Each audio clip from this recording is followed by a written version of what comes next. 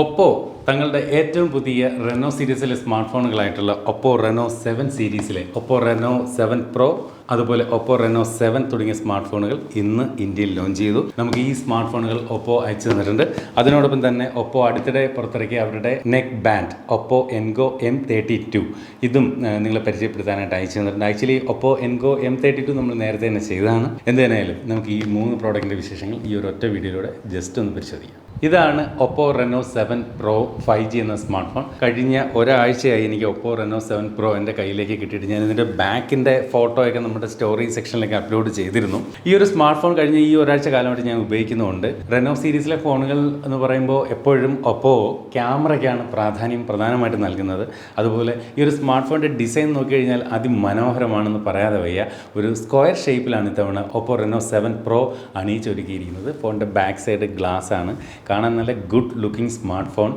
അതുപോലെ ഈ ഒരു ക്യാമറ മൊഡ്യൂൾ കണ്ടില്ലേ, ഈ ക്യാമറ മൊഡ്യൂൾ ഈ 2 ക്യാമറകൾ വലിയ 2 ക്യാമറകളാണ്. ട്വിൻ മൂൺ ഡിസൈൻ ടെക്നോളജി എന്നാണ് ഒപ്പോ ഇതിന് പറയുന്നത്. അതായത് 2 ഇരട്ട മൂണുകൾ പോലെ തോന്നിപ്പിക്കുന്ന തരത്തിൽ 2 വലിയ ക്യാമറ മൊഡ്യൂളുകളാണ് ആ ഒരു ഭാഗത്ത് നൽകിയിരിക്കുന്നത്. എന്ത് തന്നെയായാലും ഈ ഒരു സ്മാർട്ട് ഫോൺ കാണാൻ അടിപൊളിയാണ്. അതുപോലെ ഇതിൻ്റെ ഈ ഒരു ബാക്ക് ഗ്ലാസ് ബോഡി എന്ന് പറയുന്ന ഇത്തരത്തിൽ ലൈറ്റിലേക്ക് നമ്മൾ പിടിക്കുമ്പോൾ അത് പല കളറുകളിൽ ഇങ്ങനെ മാറി വരുന്നത് നമുക്ക് കാണാം.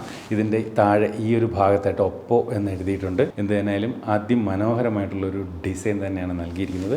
ഫോണിന് ചുറ്റും അലുമിനിയം ഫ്രെയിമാണ് നൽകിയിരിക്കുന്നത്. അതിനകത്ത് നമുക്ക് ഇതുപോലെ ഇവിടെ ആൻറ്റിന ബാറുകളൊക്കെ നമുക്ക് കാണാം. അതുപോലെ ഈ ഒരു ഫോണിൻ്റെ മറ്റൊരു പ്രധാന ഹൈലൈറ്റ് ഫീച്ചർ എന്ന് പറയുന്നത് ഈ ക്യാമറ മൊഡ്യൂളിന് ചുറ്റുമുള്ള ഓർബിറ്റ് ബ്രീത്തിങ് ലൈറ്റാണ്.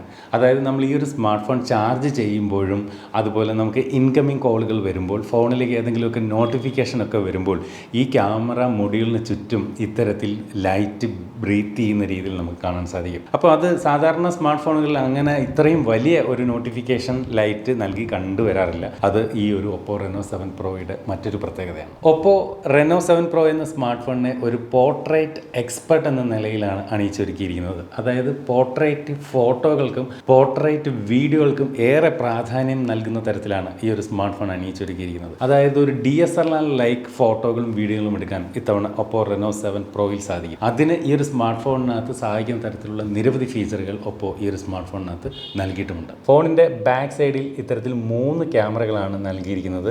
അതിനകത്ത് 50 മെഗാ പിക്സലിൻ്റെ ഒരു പ്രൈമറി സെൻസറും 8 മെഗാ പിക്സലിൻ്റെ അൾട്രാ വൈഡ് ആംഗിൾ ക്യാമറയും 2 മെഗാ പിക്സലിൻ്റെ ഒരു മാക്രോ സെൻസറും, കൂടാതെ കൃത്യമായ കളറുകൾ സെൻസ് ചെയ്തുകൊണ്ട് മികച്ച ഫോട്ടോകളൊക്കെ എടുക്കുന്നതിന് വേണ്ടി ഒരു കളർ ടെമ്പറേച്ചർ സെൻസറും ഈ ഒരു സ്മാർട്ട് ഫോണിനകത്ത് നൽകിയിട്ടുണ്ട്. മികച്ച സെൽഫി ചിത്രങ്ങളും വീഡിയോകളും എടുക്കുന്നതിന് വേണ്ടി ഇത്തരത്തിൽ ലെഫ്റ്റ് പഞ്ച് ഹോളായിട്ടാണ് ഈ ഒരു സ്മാർട്ട് ഫോണിനകത്ത് ഫ്രണ്ട് ക്യാമറ നൽകിയിരിക്കുന്നത്. അതും 32 മെഗാ പിക്സലിൻ്റെ സെൽഫി ക്യാമറയാണ് നൽകിയിരിക്കുന്നത്. മാത്രമല്ല ലോകത്താദ്യമായിട്ട് സോണിയുടെ IMX709 എന്ന സെൻസറാണ് ഈ ഒരു സെൽഫി ക്യാമറയിൽ ഒപ്പോ Reno7 Proയിൽ ഉപയോഗിച്ചിരിക്കുന്നത്. സോണി IMX766 എന്ന സെൻസറാണ് ഫോണിൻ്റെ പ്രൈമറി സെൻസറിൽ ബാക്ക് ക്യാമറയിൽ ഉപയോഗിച്ചിരിക്കുന്നത്. അപ്പോൾ കാര്യങ്ങൾ ഇങ്ങനെയൊക്കെ പേപ്പറിൽ എഴുതിയിരിക്കുന്ന കാര്യങ്ങൾ വായിക്കാമെങ്കിലും ഞാൻ കഴിഞ്ഞ ഒരാഴ്ച കാലമായിട്ട് ഈ ഒരു സ്മാർട്ട് ഫോൺ ഉപയോഗിച്ചുകൊണ്ട് നിരവധി ഫോട്ടോകളും വീഡിയോകളും എടുത്തു. ഞാൻ ഓൾറെഡി സാറ്റിസ്ഫൈഡ് ആണ് ഈ ഒരു ഫോണിൻ്റെ ക്യാമറ പെർഫോമൻസ്. പ്രത്യേകിച്ച് എനിക്ക് എടുത്തു പറയേണ്ടുന്നതായിട്ടൊരു കാര്യം, ലോ ലൈറ്റിനെ കൈകാര്യം ചെയ്യുന്ന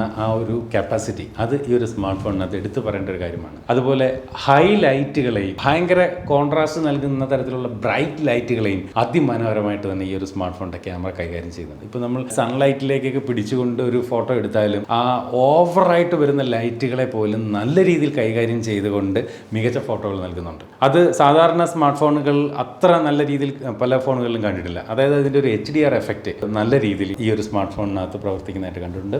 ക്യാമറ ഡിപ്പാർട്ട്മെൻറ്റിൽ വളരെ പെർഫെക്റ്റ് ആണ്. അതുപോലെ വീഡിയോ ഡിപ്പാർട്ട്മെൻറ്റും ഓക്കെയാണ്. മികച്ച വീഡിയോകളൊക്കെ ഈ ഒരു സ്മാർട്ട് ഫോണിനകത്ത് എടുക്കാൻ സാധിക്കുന്നുണ്ട്. സെൽഫി ക്യാമറ ഭാഗത്തേക്ക് വരുമ്പോൾ പറയാനുള്ളത്, നമ്മൾ ഫസ്റ്റ് ഡിഫോൾട്ടായിട്ട് നമ്മൾ സെൽഫിയൊക്കെ എടുക്കുമ്പോൾ സാധാരണ ഒപ്പോ ഫോണുകളിലുള്ളതുപോലെ തന്നെ നമ്മളെ സുന്ദരന്മാരാക്കുന്ന തരത്തിലുള്ള ബ്യൂട്ടി മോഡുകളൊക്കെ ഡിഫോൾട്ടായിട്ട് എനേബിൾ ആയിരിക്കും. അപ്പോൾ ആ ബ്യൂട്ടി മോഡ് എനേബിൾ ആയിട്ട് സെൽഫിയൊക്കെ എടുക്കുമ്പം ചുണ്ടിൽ ലിപ്സ്റ്റിക് ഇട്ടതുപോലെയും മുഖത്തെ പാടുകളൊക്കെ ഒഴിവാക്കിയൊക്കെയാണ് ഫോട്ടോകൾ വരുന്നതെങ്കിലും നമുക്ക് ഈ ഒരു ഫോണിനകത്ത് അത്തരം ബ്യൂട്ടി മോഡുകൾ ഓഫ് ചെയ്യാൻ സാധിക്കും. ഓഫ് ചെയ്തിട്ട് നോർമലായിട്ടുള്ള ഫോട്ടോകൾ സെൽഫിയിൽ എടുക്കാനും സാധിക്കുന്നുണ്ട്. എയർക്രാഫ്റ്റ് ഗ്രേഡ് LD ടെക്നോളജിയാണ് ഈ ഒരു സ്മാർട്ട് ഫോണിൻ്റെ ഡിസൈനിൽ ഒപ്പോ ഉപയോഗിച്ചിരിക്കുന്നത്.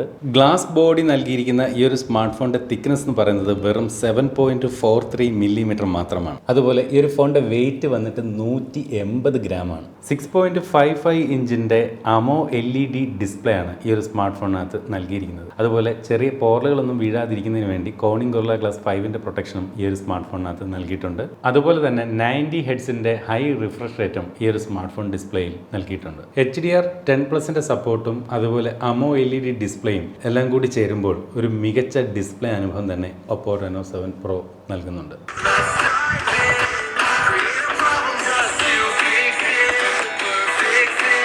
അതുപോലെ ഈ ഒരു സ്മാർട്ട് ഫോൺ സ്റ്റീരിയോ സ്മാർട്ട് ഫോണാണ്. അതായത് സ്പീക്കറുകൾ മുകളിലും താഴെയും നൽകിയിട്ടുണ്ട്. ബാലൻസിംഗ് ഒക്കെ ഏകദേശം ഓക്കെയാണ്. നല്ല ക്വാളിറ്റിയുള്ള സൗണ്ട് തന്നെയാണ്. മികച്ച ഒരു സൗണ്ട് ക്വാളിറ്റി ഈ ഒരു സ്മാർട്ട് ഫോണിനകത്ത് നിന്ന് നമുക്ക് ആസ്വദിക്കാൻ സാധിക്കുന്നുണ്ട്. സാധാരണ ഇതുപോലുള്ള ചില ഫ്ലാഗ്ഷിപ്പ് ഫോണുകൾ വരുമ്പോൾ ബാക്കി എല്ലാം ഓക്കെയാണ്, മോണോ സ്പീക്കർ മാത്രം കൊണ്ട് കൊടുക്കും. പക്ഷേ എന്തായാലും ഇവിടെ ആ ഒരു പ്രശ്നം സംഭവിച്ചില്ല. സ്റ്റീരിയോ സ്പീക്കർ കൊടുത്തിരിക്കുന്നു. അതുകൊണ്ട് തന്നെ മികച്ച ഒരു വീഡിയോ ഓഡിയോ എക്സ്പീരിയൻസ്, അല്ലെങ്കിൽ ചുരുക്കി പറഞ്ഞാൽ മികച്ച ഒരു മൾട്ടിമീഡിയ അനുഭവം നമുക്ക് ഈ ഒരു സ്മാർട്ട് ഫോൺ നൽകുന്നുണ്ട്. ഈ ഒരു ഫോൺ 2 വ്യത്യസ്ത കളർ വേരിയൻറ്റിലാണ് ലഭിക്കുക. സ്റ്റാർ ട്രെയിൽസ് ബ്ലൂവും സ്റ്റാർ ലൈറ്റ് ബ്ലാക്കും. നമ്മളിവിടെ പരിചയപ്പെടുന്നത് സ്റ്റാർ ട്രെയിൽസ് ബ്ലൂ എന്ന കളർ വേരിയൻ്റാണ്. അതായത് ഈ ഫോണിൻ്റെ ബാക്ക് സൈഡിലേക്ക് നോക്കിക്കഴിഞ്ഞാൽ നക്ഷത്രങ്ങളിൽ നിന്നൊക്കെ പുറത്തേക്ക് വരുന്ന രീതിയിലുള്ള ഒരു കളർ, ഒരു ലൈറ്റിൻ്റെ ഒരു ഗ്രേഡിയൻറ്റ് കണക്കുള്ള ലൈൻസ് നമുക്കിതിനകത്ത് കാണാം. സ്റ്റാർ ട്രെയിൽസ് അത് തന്നെയാണ് ആ ഒരു കളറിനെ സൂചിപ്പിക്കാൻ നൽകാവുന്ന ഏറ്റവും മികച്ച പേരെന്ന് തോന്നുന്നു. എന്തായാലും മികച്ച ഒരു കളർ വേരിയൻ്റാണ് ഈ ഒരു സ്റ്റാർ ട്രെയിൽസ് ബ്ലൂ. ഈ ഒരു സ്മാർട്ട് ഫോൺ ക്യാമറ ഡിപ്പാർട്ട്മെൻറ്റിൽ മാത്രമല്ല, അല്ലെങ്കിൽ ഡിസൈനിൽ മാത്രമല്ല ഇതൊരു ബീസ്റ്റ് എന്ന് പറയേണ്ടി വരുന്നത്. പെർഫോമൻസ് സൈഡിലും ഒട്ടും പിന്നിലല്ല. കാരണം മീഡിയടെക്കിൻ്റെ ഡയമൻസിറ്റി 1200 എന്ന മികച്ച പെർഫോമൻസ് കാഴ്ചവെക്കുന്ന 5G പ്രോസറാണ് ഈ ഒരു സ്മാർട്ട് ഫോണിനകത്ത് നൽകിയിരിക്കുന്നത്. 11 വ്യത്യസ്തങ്ങളായിട്ടുള്ള 5G ബാൻഡുകൾ ഈ ഒരു സ്മാർട്ട് ഫോണിനകത്ത് സപ്പോർട്ട് ചെയ്യുന്നുമുണ്ട്.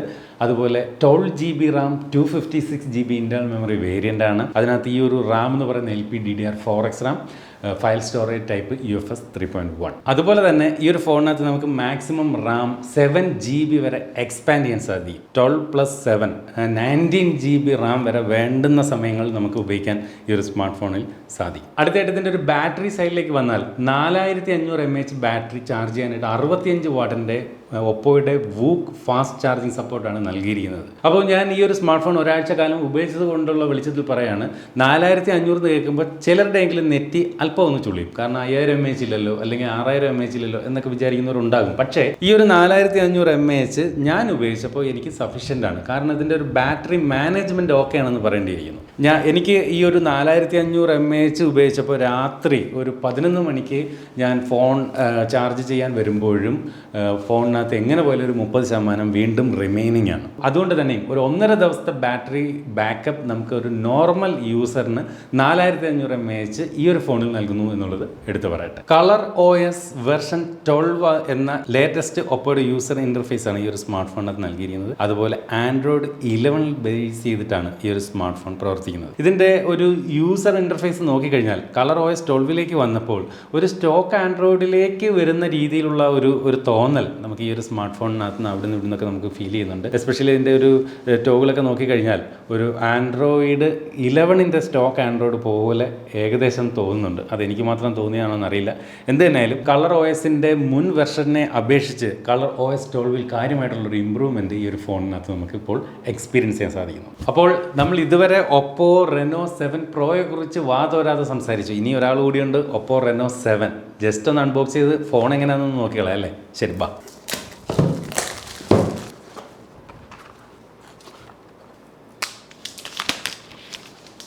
അപ്പോൾ ഇതാണ് OPPO Reno7.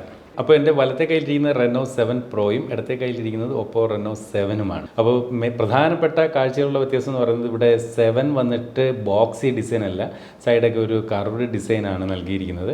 ക്യാമറ മൊഡ്യൂൾ നോക്കി ഏകദേശം ഈ പറഞ്ഞ ട്വിൻ മൂൺ എന്ന് പറയുന്ന ആ ഒരു ഡിസൈൻ ടെക്നോളജി ഇവിടെ Reno7ലും നൽകിയിട്ടുണ്ട്. ഇത് പ്ലാസ്റ്റിക് ബാക്കാണ്, ഇത് ഗ്ലാസ് ബാക്കാണ്. അതുപോലെ ഈ ഒരു ഫ്രെയിമും പ്ലാസ്റ്റിക് ആണ് ഇവിടെ OPPO Reno7ൽ നൽകിയിരിക്കുന്നത്. അതുപോലെ ഇതിൻ്റെ പ്രധാനപ്പെട്ട മറ്റ് ചില വ്യത്യാസങ്ങൾ എന്ന് പറഞ്ഞാൽ ഇവിടെ OPPO Reno7 Proയിൽ 50, 8, 2, 3 ക്യാമറ, ഇവിടെ 64, 8, 2.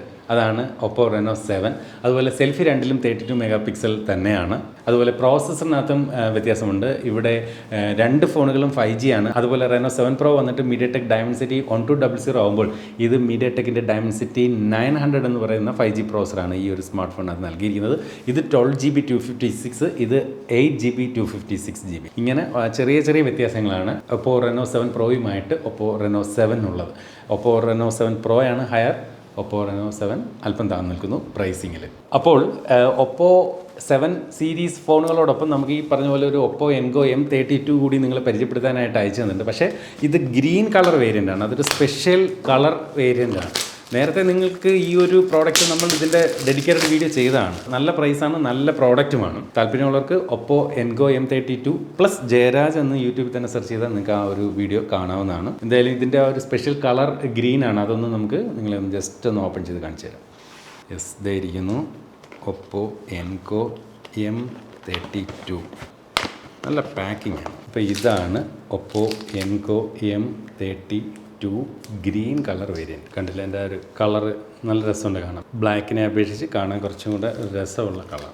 ഇത് ആൾറെഡി നമ്മൾ വീഡിയോ ചെയ്തതായതുകൊണ്ട് ഇതിനെക്കുറിച്ച് കൂടി പറഞ്ഞ് സമയം കളയുന്നില്ല. അതിൻ്റെ വീഡിയോ നിങ്ങൾക്ക് കണ്ടു നോക്കാവുന്നതാണ്. അപ്പോൾ നിങ്ങൾക്ക് ഒപ്പോ 7 സീരീസ് ഫോണുകളെ കുറിച്ച് എന്ത് തോന്നുന്നു?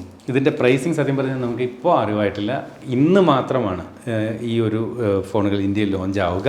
അപ്പോൾ ഈ ഒരു വീഡിയോ ഷൂട്ട് ചെയ്യുന്ന സമയത്ത് ഇതിൻ്റെ പ്രൈസിങ് അറിവായിട്ടില്ല. എന്തായാലും നല്ല പ്രൈസിങ് ആയിരിക്കും ഈ ഒപ്പോ റെനോ 7 സീരീസ് ഫോണുകൾക്ക്. അപ്പോൾ ഇതുപോലെ മനോഹരമായിട്ടുള്ള മറ്റൊരു പ്രോഡക്റ്റിൻ്റെ വിശേഷമായിട്ട് നമുക്ക് അടുത്ത വീഡിയോയിൽ വീണ്ടും കാണാവുന്ന പ്രതീക്ഷയോടെ സ്റ്റേ സേഫ്.